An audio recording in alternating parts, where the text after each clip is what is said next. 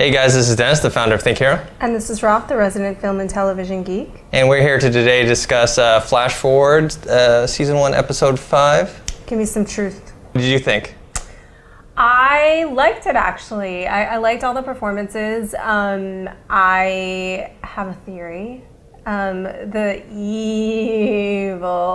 evil nemesis, senatorial nemesis, the minute that she said she saw herself as president, I was like, oh, this is what's going to happen. She's going to be the vice presidential nominee, and then on that day, April 29th, she's going to stage a coup, and that's who is about to kill Mark Benford.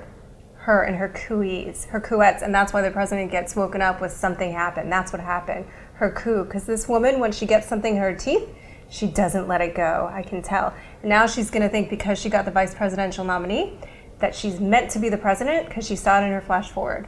Yeah, it makes a lot of sense. I think it's a good theory, especially because it fills a couple of the, potential plot holes or whatever. I liked the actress that played Clemente. The evil Senator Clemente. Yeah, I liked her too. She really did seem like a force to be reckoned with, and she seemed like she had that kind of zeal of someone that really thinks that they're in the right. Which it kind of sounds like she was, though. They were hiding this woman. Yeah, and she seemed very power hungry because she had, I guess, originally ran against the president. Right, and lost. Yes. And so whoever's working for her is probably already calling her Madam President, just to re-emphasize that zeal. I guess that's what people do. And perhaps those 3 little tattoo stars means that you're part of this kind of new government or new way of thinking, I guess. New World Order? Anybody remember that? Just me?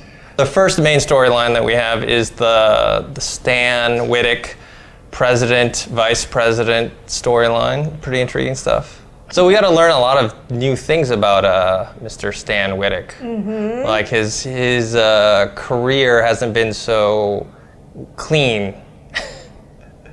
Paying off women and hiding the... But here's the thing, though. He said he hadn't seen her, but he knew that kid pretty well. I mean, the kid ran up and gave him a hug, and he indicated that he found them, but it looked like he'd seen that kid quite a bit. Yes, and blackmailing the president of the United States is pretty big stuff. It's not a small matter to blackmail the president. Yeah, okay, so but who do you think was trying to kill them at the end? Obviously it's the Chinese. The Chinese people, they're always behind all the bad stuff. Yeah. No, it's not the Chinese. Don't be silly. Yeah, part of me thought maybe it was the president. Really? He made that call, and he was like, I got a problem I need taken care of. I don't think he likes being blackmailed. Yeah, that's true. But then why would he then nominate Clemente for the vice president if he didn't have to? Because that was supposed to be like a tit for tat? Yeah. So let's talk about Mark Benford when he was on the stand. So when he was getting interrogated by Clemente, kind of ate it. Yeah, because he was trying to hide in the fact that he was drunk, which, I guess no one really knows. Yeah, well, him, his sponsor. Yeah. And now Wittek. Yes. But yeah, he really ate it on the stand. I liked the storyline and I liked this episode. The only thing I didn't understand is why would they just pick sort of one investigation and go with that? I mean, at that point, wouldn't you fund several different investigations and see what bore fruit? Even the Chinese? The Chinese. Well, there's the aliens. The aliens. They made them all seem really ridiculous. Yes. Which is fine, but still, wouldn't you explore every possibility at that point? And then we had Janice, who found that the towers that were being shown in Somalia, that somehow this looks kind of like some sort of scientific / conspiracy experiment. Right. That they use these towers to somehow cause this flash forward in a small region and now worldwide. But we see that somebody knows why it happened, and the way to get the information is to have sex with him. Yes. That's what we saw in the review. If you want to know, have sex with Dominic Moynihan, and you will find out. Yeah. All right, so on to what was my worst part of this episode, which was the relationship between Janice and her girlfriend. Dennis hates gay people. Obviously. But yeah, I found it to be very forced and fake. I think it had to do with the acting and the dialogue and the plot in general. It just seemed like a little too, I don't know. They just kind of shoved it down our throats right away. Dennis hates gay people. Well, I mean, what did you think? I thought it was fine. I liked it, and I even actually liked how awkwardly it ended, you know? I mean, because this girl just totally could see she really liked her, and she totally blew it, doing this stupid thing of looking her up on Mosaic and then bringing up what has to be a pretty sensitive subject. Also, it was date 2, and she already had them married and having a baby. I mean, that's like crazy town, you know? Like, yeah. I thought it was kind of realistic, like, because you tell she really liked her, and then she just totally blew it with her. I think I would have been more fine with it if they had spread it out through a few episodes and not made it so compact. She's only got so many months to get knocked up. Yeah. I think that now what it's going to be is she's been shot.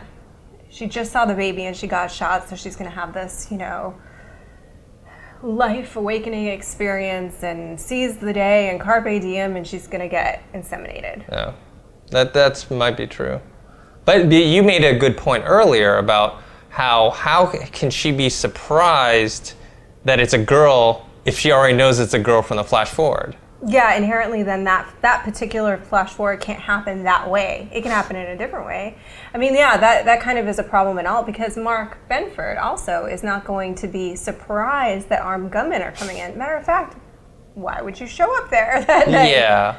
My whole thing too is with Stan Wittek. Why, if he knows the flash forwards are at the exact same time, why does he decide to go to the bathroom at that time and not help out Mark Benford? Sure. I mean, everything gets called into question at that point. It's like, none of this really can happen this way now that you have the information. Yeah. All right. So, and then finally we have the secret text message sent by we don't know who. Could be Stan. Could be the sponsor, Aaron. Could be Dominic Moynihan.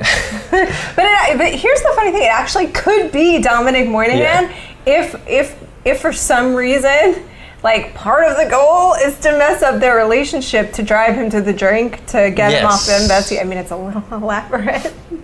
Yeah, a little convoluted. But who else knows that he was drinking? I mean, it wouldn't be Stan that would do that. Why would he risk it? Well, why would he ruin his own investigation that he risked everything for? Right. It could be the sponsor.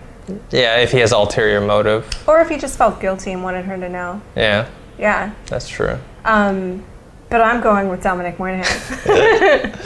I'm going for third party, yet to be seen. So that's what we thought of the episode. Let us know what you think. You can comment on the website below. Or on YouTube. Make sure to subscribe to the Think Hero YouTube account. And you can follow us on Twitter.